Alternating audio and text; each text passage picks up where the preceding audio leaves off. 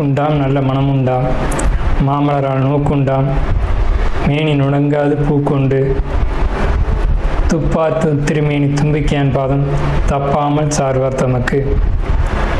இந்த வீடியோவில் நம்ம பார்க்கக்கூடிய விஷயம் அப்படிங்கிறது மே மாதத்துக்கான பலன்கள். இந்த மே மாதம் அப்படிங்கிறது ஆங்கில மாதம் மே மாதம் அப்படிங்கிறது சித்திரையினுடைய 18ஆம் தேதியிலிருந்து ஜூலை மாதம் தொடக்கம் வரைக்கும், அதாவது சித்திரை வைகாசி 17ஆம் தேதி வரைக்கும் இருக்குது. மொத்தம் 30 நாள் இருக்குது இந்த மே மாதம் அப்படிங்கிறது. இந்த 30 நாளுக்குமான பலன்கள் அப்படிங்கிறது என்ன, 12 ராசிக்கும் அப்படிங்கிறத நம்ம பார்க்குறோம். முதல்ல இந்த சித்திரையினுடைய விசேஷங்கள் என்ன அப்படிங்கிறத பார்ப்போம்.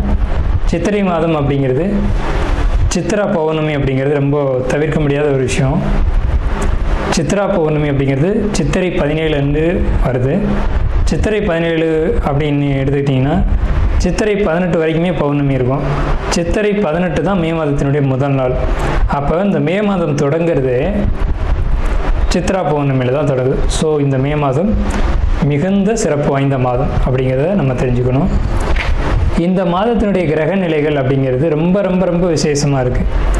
என்ன விசேஷமாக இருக்குது அப்படின்னு கேட்டிங்கன்னா, மேஷத்தில் வழக்கம் போல் எல்லா சித்திரை மாதத்திலும் சூரியன் உச்சமாக தான் இருப்பார். ஆனால் இந்த வருடம் மட்டும் செவ்வாய் ஆட்சி பலம் கொண்டு அதே வீட்டில் இருக்கார்.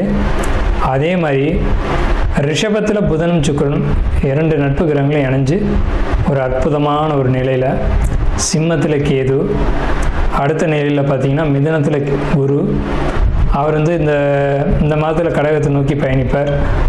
அதே மாதிரி கும்பத்தில் ராகு, மீனத்தில் சனி. இந்த மாதிரியான விசேஷம் கொண்ட ஒரு கிரக அமைப்புகள் இந்த மே மாதத்தில் அமைஞ்சிருக்குது அப்படிங்கிறது 12 ராசிக்குமே ரொம்ப ரொம்ப ரொம்ப சிறப்பான பலன்களை கொடுக்க இருக்குது. என்ன அப்படின்னு கேட்டிங்கன்னா, 2 சுப கிரகங்கள் அதாவது ஒரு சுப ராசியில், ரிஷபம் அப்படின்றது விசேஷமான ராசி, அங்கே புதனும் சுக்கிரனும் இணைஞ்ச மாதிரி ஒரு மாதம் பிறக்குது அப்படின்னாலே அது விசேஷம்தான்.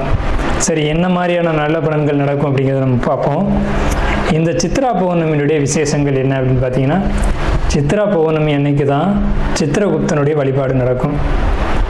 சித்திரகுப்தன் அப்படிங்கிறது யாருன்னு கேட்டிங்கன்னா, யமனுடைய பிஏ, அதாவது அசிஸ்டண்ட். இவர் தான் பாவ புண்ணிய கர்மா கணக்குகளை கையில் வச்சக்கூடியவர். ஸோ இவரை வழிபடக்கூடிய நாள் தான் சித்ரா பௌர்ணமி. அது மட்டும் இல்லாது ஒவ்வொரு குடும்பத்திலையும் அந்த குடும்பத்தினுடைய கன்னி தெய்வங்களை வழிபாடு பண்ணக்கூடிய மாதம்தான் சித்ரா பௌர்ணமி. சித்ரா பௌர்ணமி என்று விசேஷமாக அவங்கவுங்க குடும்பத்தில் கன்னி தெய்வங்களை எடுத்து வழிபாடு பண்ணுவாங்க. நம்ம வேணால் கன்னி தெய்வங்களுடைய வழிபாடு எப்படி அப்படிங்கிறத ஒரு தனி வீடியோவை கூட கொடுப்போம். ஸோ கன்னி தெய்வ வழிபாடு அப்படிங்கிறது ரொம்ப விசேஷமானதும் கூட, முக்கியத்துவம் வாய்ந்ததும் கூட. இதில் சித்திரகுப்தனுடைய வழிபாடு ரொம்ப ஒரு அவசியமான விஷயம். அதே மாதிரி திருவண்ணாமலை கிரிவலம், அவரவருடைய குலதெய்வ வழிபாடு. இதில் ரொம்ப குறிப்பிட்டு பேசணும் அப்படின்னா அன்னதானம் கொடுக்கறது. இந்த சித்திரை மாதத்தினுடைய ஒரு உக்கிரமான காலகட்டத்தில் அன்னதானம் கொடுக்கறத காட்டிலும் நீர்மோர் கொடுக்கறது, தாகத்துக்கு தண்ணீர் கொடுக்கறது, இதெல்லாம் ரொம்ப ரொம்ப விசேஷம்.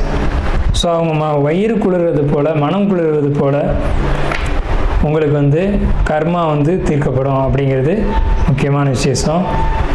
ஸோ இது முக்கியமான விஷயம். அதே மாதிரி இந்த சித்திரை மாதத்தில் கத்திரி வெயில் அப்படிங்கிறது மே மாதம் 4ஆம் தேதி அன்னைக்கு மே 28 வரைக்கும் இருக்கும்.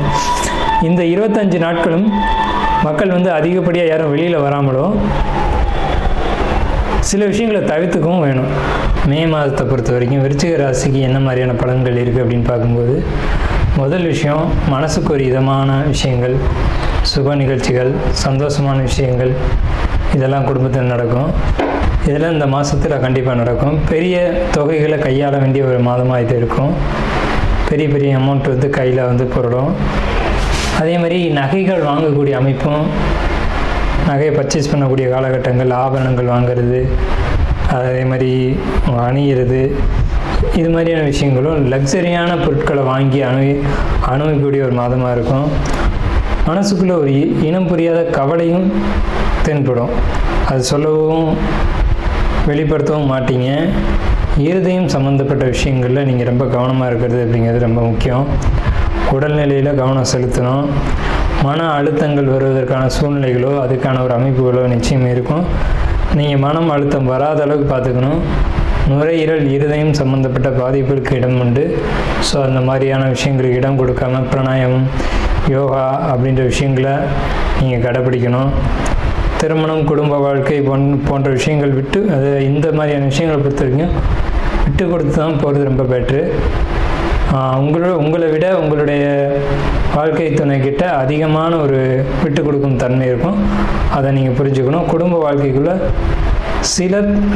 சில சங்கடங்கள் வந்தாலும் கூட அது ஒரு என்ன சொல்கிறதுங்க, உங்களுக்குள்ளே அது ஒரு அண்டர்ஸ்டாண்டிங் வலுப்படுத்துமே தவிர குறையான ஒரு விஷயங்களை சொல்ல முடியாது. ஆனால் மனசுக்குள்ளே ஒரு தேவையற்ற ஒரு அச்சம், கவலை, ஒரு மன அழுத்தம் போன்றவைகள்லாம் இருக்கும். ஆனால் ஒரு ஆடம்பரமான லக்ஸரியான காலகட்டம் தான். விருச்சிக ராசியை பொறுத்த வரைக்கும் மே மாதத்தில் ஒரு பலமான மாதம்னே சொல்லணும். ஜாப்பில் இருக்கக்கூடியவங்களுக்கு ஒரு முன்னேற்றத்தை கொடுக்கும். குறிப்பாக இயந்திரம் இந்த இயந்திரம் இரவு வேலை செய்யக்கூடியவங்க இவங்கெல்லாம் பொறுத்த வரைக்கும் ரொம்ப பாசிட்டிவாக இருக்குது. அதே மாதிரி காவல் பணி செய்யக்கூடியவங்க, யூனிஃபார்ம் சர்வீஸ் பண்ணக்கூடியவங்க இவங்களுக்கெல்லாம் ஊதிய உயர்வுகளும் வருமான உயர்வும் கண்டிப்பான முறையில் நிச்சயமாக இருக்குது.